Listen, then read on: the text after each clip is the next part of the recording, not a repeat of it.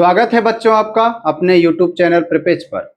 आत्मकथ पाठ आपने खूब अच्छे से पढ़ा और आपको मैंने 3 पार्ट में पढ़ाया। उसी का सार लेकर के हम यहाँ उपस्थित हैं आपके सामने। और आज की वीडियो में हम आत्मकथ जो जयशंकर प्रसाद जी की रचना है उसका सार समझेंगे। सार आपके लिए महत्वपूर्ण होता है परीक्षा की दृष्टि से। परीक्षा नजदीक आते ही जब आपको पाठ नहीं तैयार होता है तब आप बेचैन हो उठते हैं, तब आपके लिए एकमात्र सहारा यही समरी जिसको आप कहते हैं यही है, जिसे पढ़ करके आप पूरा पाठ कम शब्दों में कम समय में अच्छे से तैयार कर सकते हैं। एक प्रकार से कंठस्थ हो जाता है आपको। आइए बिना देरी किए हुए आज की क्लास को शुरू करते हैं। आत्मकथ कविता जो आपने पढ़ा उसमें आपने देखा कैसे जयशंकर प्रसाद जी अपनी आत्मकथा, अपने दिल की बात लिखने के लिए तैयार नहीं हो रहे थे, लेकिन प्रेमचंद जी का जो एक आत्मकथा प्रकाशित करने का अंक चला था, उन्होंने हंस नामक पत्रिका में हर किसी का आत्मकथा प्रकाशित करने का एक क्रम चलाया था। उसी में जयशंकर प्रसाद जी के कवि मित्रों ने उनसे बहुत अनुरोध किया कि आप भी अपनी आत्मकथा लिखिए।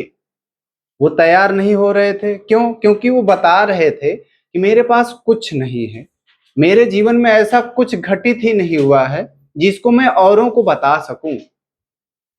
लेकिन कवि मित्रों ने बहुत अनुरोध किया, दबाव बनाया, तब वो तैयार हुए। तो उन्होंने अपने कवि मित्रों को भी नहीं छोड़ा, उनको भी उन्होंने उसमें शामिल किया। किसने? जयशंकर प्रसाद जी ने। तो आपको ये सार अच्छे से समझ में आए इसलिए हमने इसको पॉइंट वाइज लिखा है कि जो आपकी कविता है 3 भाग में हमने बांटा है। पहले भाग में कवि ने क्या कहने का प्रयास किया, दूसरे भाग में क्या कहा, तीसरे भाग में क्या कहा, ऐसे जिससे आपको आसानी से समझ में आए। पहले पार्ट में आत्मकथा लिखने का प्रस्ताव और कवि की व्यथा। प्रस्ताव का मतलब जो कवि मित्र, उनके कवि मित्र थे, उन्होंने अनुरोध किया कि आप आत्मकथा लिखिए। तब जो जयशंकर प्रसाद जी हैं उन्होंने अपनी व्यथा बताई कि भाई मैं क्यों लिखूं। व्यथा का मतलब होता है पीड़ा, एक प्रकार से रोना रोना होता है कि आप अपनी बातों को कहना नहीं चाहते हैं, बताना नहीं चाहते हैं, दुखी हैं आप। क्यों दुखी हैं ये बताना, ये व्यथा में आता है। ठीक है। तो आत्मकथा लिखने का प्रस्ताव और कवि की व्यथा, जो आपकी कविता का पहला पार्ट है, उसमें कवि के सामने जब कवि मित्र उनके एक प्रस्ताव रखते हैं, सुझाव लेकर के आते हैं कि जैसे बाकी कवियों ने अपनी आत्मकथा लिखी वैसे ही आप भी लिखिए।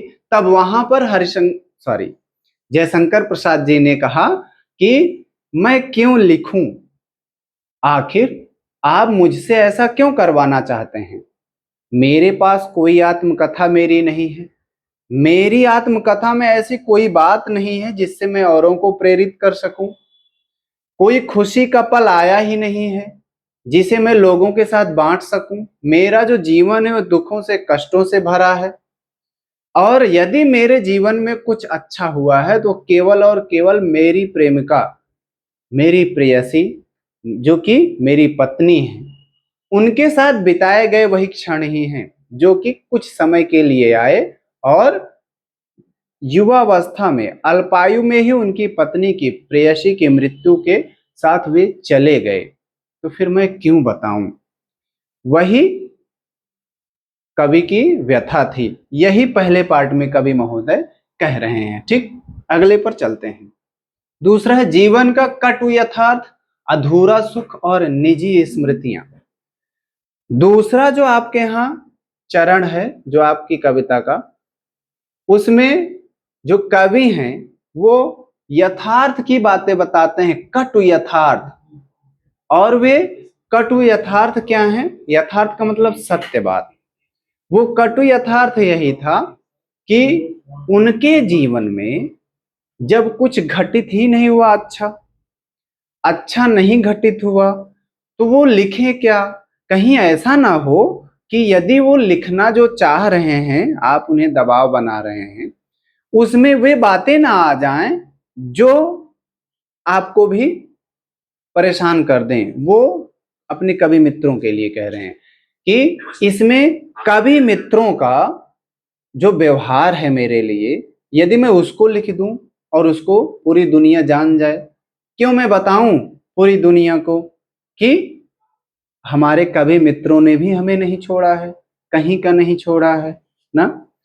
इन सब बातों के साथ साथ वे निजी स्मृतियां हैं उनके पास। निजी स्मृतियां का मतलब ये हुआ ऐसे पल जिनको वो बताना नहीं चाहते हैं, जो उनके खुद के सुखद पल हैं। और कवि के पास उनका सुखद पल केवल और केवल उनकी पत्नी, उनकी प्रेयसी के साथ बिताए गए वही निजी क्षण ही थे, वही निजी पल ही थे। कवि का ये कहना है कि मैंने अपनी प्रेयसी के साथ जो क्षण बिताए हैं, निजी पल बिताए हैं, जो रात गुजारी है मैंने, केवल वही खुशी के रूप में है मेरे पास, और मैंने उसी को अपने पास संभाल करके रखा है। वही स्मृतियां ही मुझे आगे बढ़ने के लिए, जीवन में जीने के लिए प्रेरित करती हैं। बाकी मेरे पास और कुछ भी नहीं है। ठीक, अधूरा सुख में कवि ने बताया है कि जीवन में अधूरा सुख का संबंध उनकी पत्नी के साथ बिताए गए पल से है। उन्होंने कहा कि जब हमारी पत्नी के साथ कुछ अच्छी खुशियां, कुछ पल बिताने का समय आया, तो उनकी पत्नी उन्हें छोड़कर चली गई, मृत्यु हो गई। ये अधूरा सुख के बराबर है। जीवन में और कुछ नहीं था उनके पास, फिर आखिर क्या सामने ले आए? एक प्रकार से एक लाइन में कहूं ना, तो पूरी कविता में ना केवल और केवल उन्होंने अपने दुख को बताया है कि मैं बहुत दुखी हूं, मेरे पास कोई नहीं, मैं बहुत पीड़ित आत्मा हूं, संसार ने मुझे कुछ नहीं दिया है, संसार से मुझे केवल और केवल उलाहने मिले हैं, मैंने केवल और केवल खोया है, कुछ पाया नहीं है। ठीक। और अंतिम में साधारण जीवन की स्वीकारोक्ति, मौन रहने का निर्णय। ये स्वीकारोक्ति से आप थोड़ा परेशान मत होइएगा। स्वीकारोक्ति का मतलब होता है, ये दो शब्दों से मिलके बना है, स्वीकार और उक्ति। ठीक, उक्ति का मतलब होता है कथन, तो स्वीकारोक्ति का मतलब ये कि ऐसी बातें जो कवि ने स्वीकार कर लिया है कि अब ये होना ही है, इसको मैं बदल नहीं सकता हूं, तो जब बदल नहीं सकता हूं तो फिर मैं क्यों इसके लिए परेशान रहूं, और उसी में मौन रहने का निर्णय ले लेते हैं। फिर वे कवि बताते हैं कि मेरा जीवन बहुत साधारण सा है, मैं एक सिंपल सा आदमी हूं, मेरे जीवन में कुछ ऐसा विशेष घटित नहीं हुआ है जिससे मैं औरों को प्रेरित करूं। और फिर मुझसे पहले बहुत सारे ऐसे कवि हैं, बहुत सारे ऐसे लोग हैं, इतिहास उठा करके देख लीजिए, इतिहास गवाह है कि बहुत सारे ऐसे लोग हैं जिन्होंने अपनी आत्मकथाएं लिखी। उनकी आत्मकथा को सुनने के बाद, पढ़ने के बाद लोगों ने, संसार ने उनका मजाक बनाया है। तो फिर आखिर मैं ऐसा क्या लिख दूंगा? मेरे पास तो कुछ भी ऐसा नहीं है। तो मेरे पास जब कुछ ऐसा नहीं है तो उनको भला क्या प्रेरणा मिलेगी? वे मेरा भी तो मजाक ही उड़ाएंगे। थोड़ा सा पावर कट हुआ था, उसके लिए डिस्टरबेंस हुआ, सॉरी। कवि का ये मानना है कि जब मेरे जीवन में कुछ अच्छा घटित नहीं हुआ है, मेरे जीवन में सब साधारण सा ही हुआ है,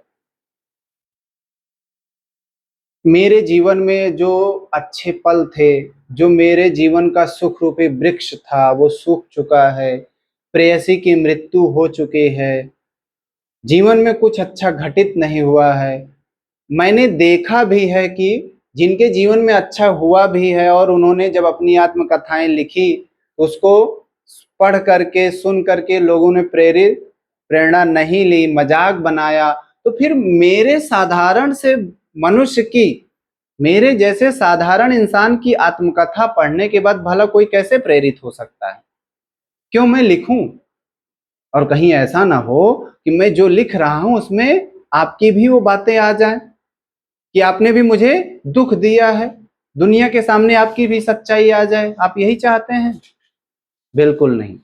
यहीं पर कवि कहते हैं कि ये जो जीवन की जो उनके साधारण जीवन की स्वीकारोक्ति है, मतलब ये वो अपना जीवन साधारण तरीके से जीवन के जीने के लिए स्वीकार कर चुके हैं।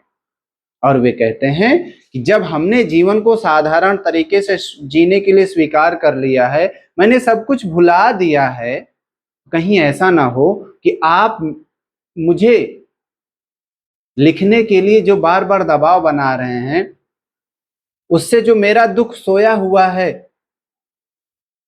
पाठ की व्याख्या में आपने पढ़ा ही होगा, पढ़ाते समय हमने बताया ना कि वो कहते हैं कि मेरी जो गुदड़ी है, जो कथरी है, कंथा है, उसको क्यों उधेड़ना चाहते हैं आप, उसकी सीवन क्यों खोलना चाहते हैं?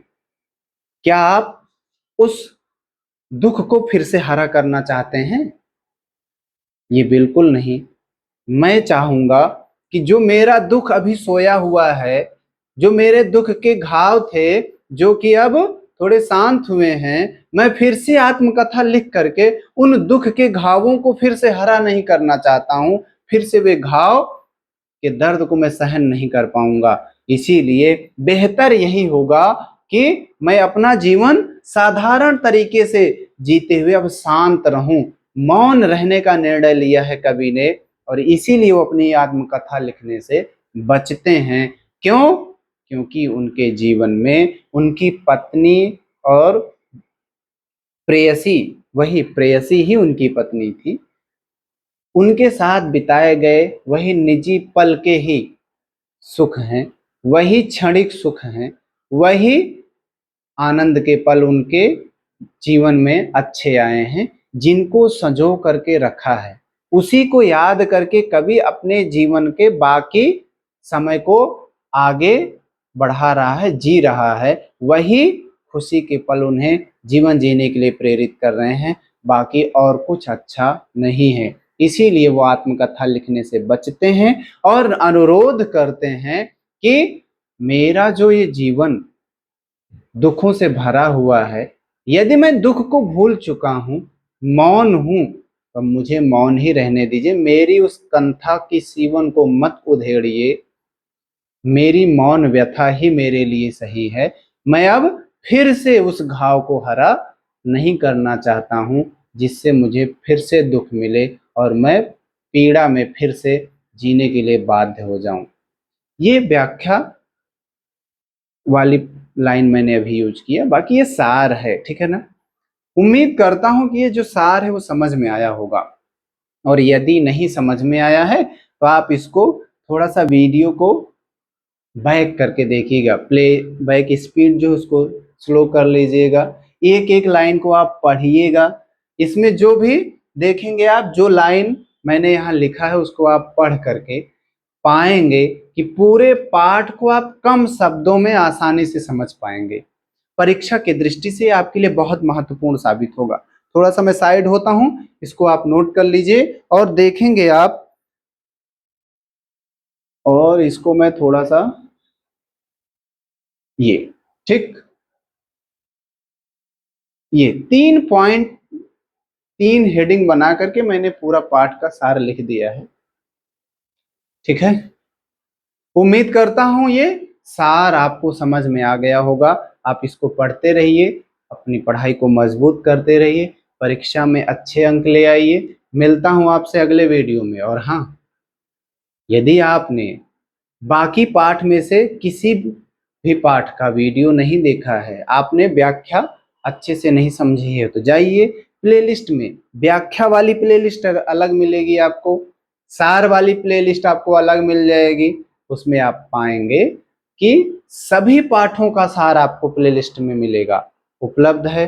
पढ़ लीजिए, अपनी पढ़ाई को थोड़ा सा और मजबूत कर लीजिए, ठीक। फिर से पढ़ते रहिए, दोहराते रहिए। मिलता हूं आपसे अगले वीडियो में, तब तक के लिए आपको धन्यवाद।